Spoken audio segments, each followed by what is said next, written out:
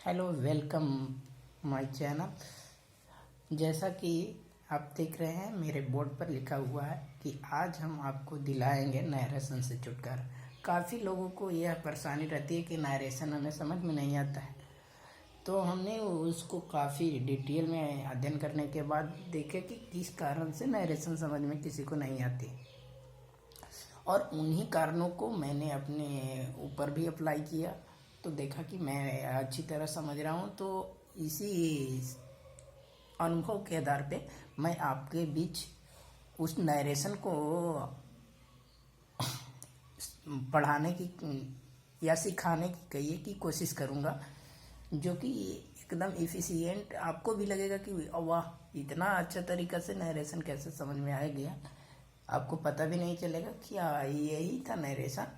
और आज तक हम लोग कई ट्यूशन कोचिंग में हवा की तरह उड़ते रहा, और उस नरेशन को समझने के लिए मैं आपको कुछ दिखाता हूँ। उससे आपको कुछ आइडिया आएगा कि पढ़े तो पहले तो उसका कुछ बेनिफिट भी होगा। आपको नहीं पढ़ा है तो फिर भी कोई बात नहीं, लेकिन आपको सबसे पहले हम नरेशन पढ़ाने जा रहे हैं तो आपको कुछ टेंस के नॉलेज होना चाहिए, जो कि मैं इस पर नरेशन को इस तरह से कैटेगराइज किया हूँ। ये हमारा नरेशन है। नरेशन दो तरह से किया गया, क्लासिफाइड। नरेशन को क्लासिफाइड हम दो तरह से करते हैं, एक डायरेक्ट स्पीच, एक होता है indirect speech. Direct speech direct speech माने होता है बोली या भाषा कह सकते हैं, और इनडायरेक्ट स्पीच भी, ये भी एक तरह का भाषा है। डायरेक्ट स्पीच पहले हम कुछ इसके बारे में इंट्रोडक्शन दे देते हैं, उसके बाद हम आपको समझाने के ऊपर कैसे इसको समझ सकते हैं उसके ऊपर ले जाएंगे। डायरेक्ट स्पीच मतलब किसी भी व्यक्ति के द्वारा जो बोला गया उसी के लैंग्वेज में हम किसी दूसरे व्यक्ति को बताते हैं तो हम उसको डायरेक्ट स्पीच कहते हैं। जैसे कि एक एग्जांपल देते हैं, जैसे कि मेरा नाम राम है और मेरे दोस्त श्याम, हम दोनों एक साथ जा रहे हैं, और राम से मैं राम हूँ और श्याम से मैं कुछ कह रहा हूँ कि मुझे भूख लगी है। तो अब मैं श्याम से जब ये बात कहा तो श्याम यदि इसी बात को कहना चाहेगा दूसरा से, तो इसमें कोई भी ना फेरबदल किए हुए जो मैंने श्याम से कहा वही बात वह जब दूसरा व्यक्ति से बोलेगा तो वह डायरेक्ट स्पीच। जैसे मैंने कहा कि मुझे भूख लगी है, तो श्याम भी जाकर कहेगा कि मुझे भूख लगी है। इसमें एक कन्फ्यूजन हो जाता है कि यह भूख किसको लगी है। भूख तो मुझे लगी थी, बट श्याम मेरी ही भाषा को इस्तेमाल में लाया, जिससे पता ही नहीं चलता है कि यह भाषा किसकी है। इसलिए डायरेक्ट स्पीच वही होता है जो किसी के द्वारा बोला गया और उसमें बिना फेरबदल किए हम उसी के भाषा में बोल देते हैं, तो इसमें थोड़ा कन्फ्यूजन होता है। बट इनडायरेक्ट स्पीच में ऐसी कोई कन्फ्यूजन नहीं होती है। इसमें यानी किसी के द्वारा बोले गए भाषा में थोड़ा सा चेंजिंग कर जिसको हम लोग देहाती भाषा में चुगलीपन भी कहते हैं, यानी उसमें एक्स्ट्रा जोड़ देते हैं। जैसे मैंने बोला कि मुझे भूख लगी है, मैंने श्याम से बोला कि मुझे भूख लगी है, तो श्याम मेरी ही बात को दूसरे के सामने कैसे रखेगा, बोलेगा कि राम को भूख लगी है। यानी मेरे बात में एक चेंज किया, मुझे की जगह वह राम बोल दिया, या कह देगा कि उससे भूख लगी है, यानी उसमें कुछ न कुछ चेंजिंग करेगा। तो यह हो जाता है इनडायरेक्ट स्पीच। तो थोड़ी सी हम जानकारी डायरेक्ट और इनडायरेक्ट स्पीच के बारे में आपको दे दिए, और मैं अब ज़्यादा इस पर बात नहीं करूँगा क्योंकि इसमें टाइम ज़्यादा लगेगा। और मैं किस बेसिस पर आप ये नरेशन को ना समझ रहे थे, उस बेसिस को मैं पकड़ कर रखा हूँ और उसको समझाने की कोशिश करूँगा। आपने देखा होगा ये दो इन्वर्टेड कॉमाज है, ये हमेशा नरेशन में डायरेक्ट स्पीच में लगा रहता है, और जब इसको इनडायरेक्ट स्पीच में बदलते हैं तो इस कॉमा को हटाते हैं, यानी इस कॉमा के जगह दूसरा कोई हटाने के बाद लगाते हैं। तो ये कॉमा हटता है तो कभी लग जाता है डैट लग जाता है, तो कभी लग जाता है इफ या वेदर लग जाता है, तो कभी लग जाता है WH जैसे कि वाट हो गया, वेयर हो गया, वेन हो गया, जो भी रहता है WH से शुरू होने वाले मीनिंग, तो ये लग जाता है। और कभी टू लग जाता है, तो कब टू लगेगा और कब वाट लगेगा, कब इफ या वेदर लगेगा और कब डैट लगेगा, इस पर हम बात करते हैं। तो जब सिंपल में दिया हुआ रहे उसमें न कुछ भी प्रयोग नहीं, ऐसी जैसे कोई बोल दिया कि he said to me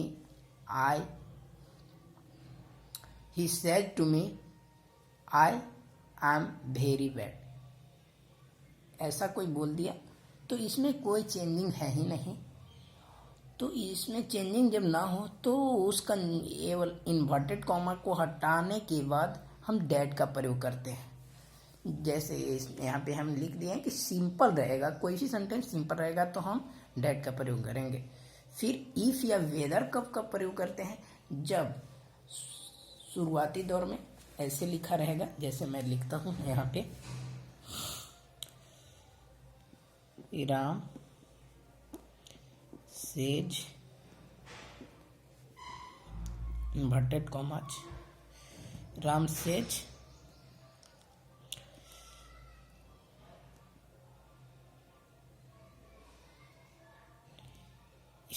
एक देना इज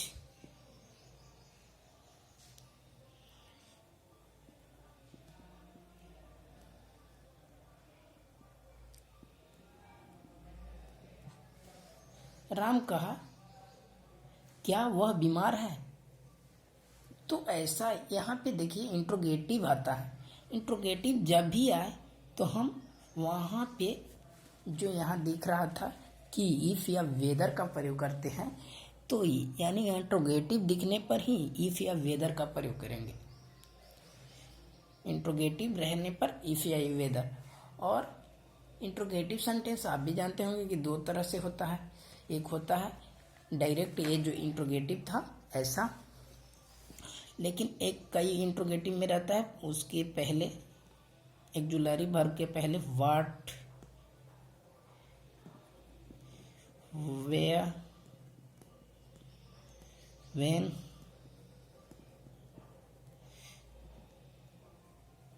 हाउ, हु,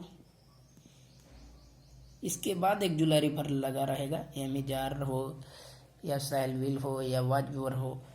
तब हम इसका ये इन्वर्टेड कॉमाज को हटाने के लिए WH जो यहाँ लगा रहेगा वही इन्वर्टेड कॉमाज हटाकर लगा देते हैं। और यदि कोई कमांड करेगा, जैसे कोई ऐसे सेंटेंस आएगा जिसमें कमांड की भाव होगा, तो हम इन्वर्टेड कॉमाज को हटाकर टू का प्रयोग करते हैं।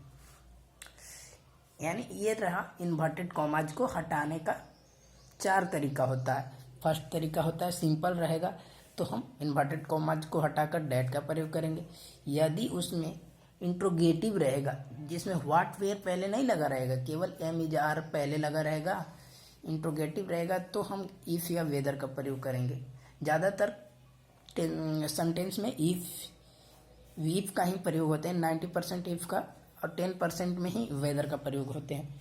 और यदि व्हाट के साथ यानी इंट्रोगेटिव है और उसके पहले भी WH इंट्रोगेटिव है, तब हम वहाँ पे जो WH दिया रहेगा व्हाट है तो व्हाट ही लगा देंगे उसके इन्वर्टेड कॉमाज को हटाकर, या वेन है तो वेन ही लगा देंगे इन्वर्टेड कॉमा को हटाकर। फिर यदि टू है, टू कब लगाएंगे, जब इन्वर्टेड कॉमा को हटाएंगे। तो यदि कोई कमांड का बोध होता है, ये तो हुआ इन्वर्टेड कॉमा हटाने का। और दूसरा होता है ये सब चेंज करने का नियम, से, सेज एंड सैड। कभी कभी क्वेश्चन दिया हुआ रहता है सेज में ही, और इनडायरेक्ट में जब इसको चेंज करते हैं डायरेक्ट से इनडायरेक्ट में तो से के से यही प्रयोग लगाते हैं, सेज का सेज ही लगाते हैं और सेज का सैड का सैड ही लगाते हैं। तो ऐसा क्यों होता? कब हम से को से ही लिखते हैं, कब हम सेज को सेज ही लिखते हैं और कब हम सैड को सैड ही लिखते हैं। जब ये कोई भी, जैसे ये सिंपल लिखा हुआ था Ram says Ram says Sita says Mohan says, ऐसे ही लिखा रहेगा। मोहन सैड ऐसा लिखा रहेगा तो हम वैसे ही प्रयोग करेंगे, यानी इसमें कोई चेंजिंग नहीं करेंगे। लेकिन जब उसके साथ जैसे राम सेज टू मी लिखा रहता, इसके साथ ऑब्जेक्ट लगा रहता, राम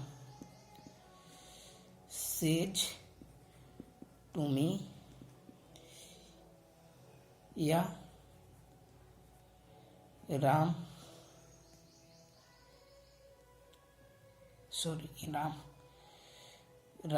सैड टू मी, इसी तरह से वो भी रहेगा राम सेड टू मी। तब हम वहाँ पे सेज रहेगा तो टेल का प्रयोग करेंगे, से रहेगा तो टेल का, सेज रहेगा तो टेल्स का, और सैड रहेगा तो टोल्ड का। यानी जब उसके साथ क्या लगा रहेगा, ऑब्जेक्ट के रूप में लगा रहेगा कुछ, तब हम इस का प्रयोग करते हैं। यदि नहीं लगा रहे तो हम जो रहेगा वही का प्रयोग करेंगे। यहाँ पे जैसे कि लिख दिया कि वेन से के बाद यदि ऑब्जेक्ट हो तब लगाते हैं, उसको टेल में कन्वर्ट करते हैं। वेन सेज के बाद कोई भी ऑब्जेक्ट हो तो उसको टेल्स में कन्वर्ट करते हैं। वैसे ही जब सेड के बाद ऑब्जेक्ट हो तो उसको सेड को हम टोल्ड में कन्वर्ट करते हैं। ये हो गया हमारा, यानी से या सेज को कन्वर्ट करने का तरीका। और एक और प्रॉब्लम आता है, कभी होता है सब्जेक्ट चेंज होता है, यहाँ राम है तो इन्वर्टेड कॉमाज के बाद डैट या व्हेन या जो भी लगाने के बाद वहाँ पे यानी दूसरी ओर सब्जेक्ट चेंज हो जाता है, राम को ही हो जाएगा। तो इसको लिए हम थोड़ा सा रफली करेंगे जल्दी में। सीपीओ रूल पर चलते हैं।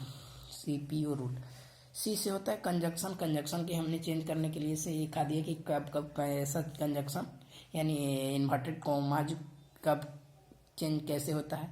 अब पर्सन होता है, यानी वही सब्जेक्ट को चेंज करने के लिए यदि क्या हो, आई हो, यानी पहले नहीं, इस तरफ से जैसे था ही था, ये है फर्स्ट वाला है और ये सेकेंड पार्ट वाला। सेकेंड पार्ट में यदि रहेगा आई या वी रहेगा, आई या वी, तो हम सब्जेक्ट के अनुसार चेंज करते हैं ए दूसरे तरफ वाला सेंटेंस के सब्जेक्ट का। तो यहाँ ही है तो इसलिए यहाँ तो चेंजिंग नहीं। आई या वी रहता तो हम यहाँ पे इस सब्जेक्ट हमें ये आई विल लिखा रहता तो हम क्या करते, यहाँ पे केवल राम कर देते या ही कर देते। वी रहता तो इसमें देखते हैं सब्जेक्ट का पहला कौन है तो राम है, इसी के अनुसार चेंज करेंगे। तो यहाँ भी हम ही करते। बट यदि रहे यू लगा रहे, यहाँ आई न दे न वी दे, यू दे दे, तो क्या करेंगे, तो यू हम ऑब्जेक्ट के अनुसार चेंज करते हैं। जैसे कि हमने कुछ देर पहले दिखाया कि यहाँ ऑब्जेक्ट में मी लगा हुआ था या कुछ और लगा, हर लगा रहेगा, उसके अनुसार चेंज करेंगे। यहाँ मी है तो यहाँ यू लगा रहेगा तो हम आई का प्रयोग करेंगे, यहाँ चेंज हो जाता है आई। और यदि थर्ड पर्सन लगा हो, यहाँ पे थर्ड हो, क्या हो, थर्ड हो, थर्ड में जैसे कि राम हो गया, राम दिया रहेगा, किसी का नाम दिया रहेगा, तो हम कोई चेंजिंग नहीं करते हैं। यहाँ जो रहता है उसी को रहने देते हैं। राम है तो राम ही रहने देंगे, श्याम है तो श्याम ही रहने देंगे, उसमें कोई चेंजिंग नहीं करते। तो हमने इस वीडियो में यही देखा कि कैसे चेंजिंग करते हैं, सब्जेक्ट कैसे बदलता है, और जो ये से और सैड से सेज सैड लगा रहता है इसको कैसे चेंज करते हैं, और इन्वर्टेड कॉमाज को कैसे बदलते हैं ये हमने इस वीडियो में देखा। और इसी के बेस्ट पर हम अगले वीडियो में हम कुछ क्वेश्चन कराएंगे, तो आपकी थोड़ी सी भी नाम मात्र का भी जो है डाउट नहीं रह पाएगा। सो इस वीडियो को आप देखिए और उसके बाद कुछ आपको ज़रूर फील होगा कि वाह, ओ यही जो था चेंजिंग होता था जो हमें समझ में नहीं आता था, और नहीं समझ के कारण यही जड़ था, बस इसके अलावा कोई नहीं। और कुछ क्वेश्चन कराने के बाद आपको ऐसा फील होगा कि वो ये नरेशन तो ये फूंक मारेंगे उड़ जाएगा। सो इस वीडियो में इतना ही, और अगले वीडियो में हम इसके बेस्ट क्वेश्चन कराएंगे।